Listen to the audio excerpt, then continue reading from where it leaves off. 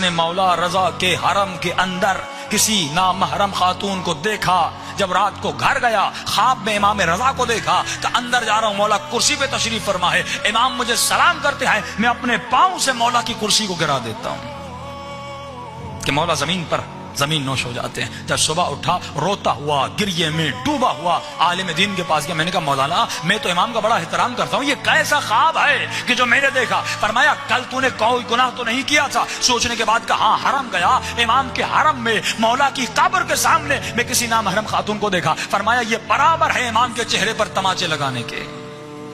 کہ حضور امام میں کوئی گناہ کرے۔ اب وہ خواتین جو مولا کی امام بارگاہ میں آئیں، جہاں پہ ذکر حسین ابن علی کریں اور وہاں پر پردہ نہ کریں کہ ایک بال بھی اگر کوئی نامحرم مرد آپ کے بال کو دیکھتا ہے، مولا فرماتے اس کا گناہ بہت زیادہ ہے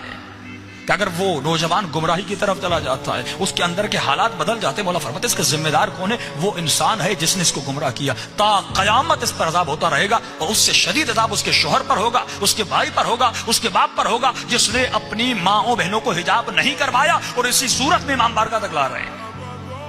یہ مجلس صرف مزے کے لیے ہے، یہ مجلس صرف اپنے نفس کے لیے ہے، یہ امام حسین ابن علی کے لیے نہیں ہے، جس مجلس میں کہ مولا فرماتے میرے دو قاتل ہیں، ایک وہ قاتل جو میرے بدن کا قاتل ہے، ایک وہ قاتل جو میرے جسم کا قاتل ہے،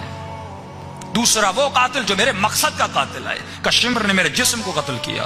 ابن زیاد نے میرے جسم کو قتل کیا، تا قیامت کچھ لوگ ایسے ہوں گے جو میرے مقصد کو قتل کریں گے۔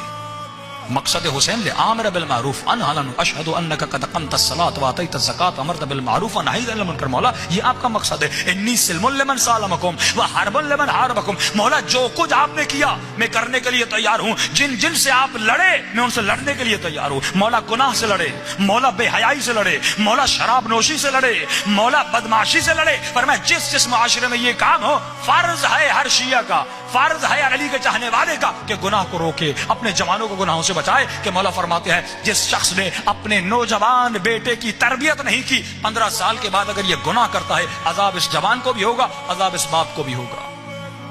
اور فرمایا جس شخص نے اپنی بیٹی کی شادی مال دنیا کی لالچ میں،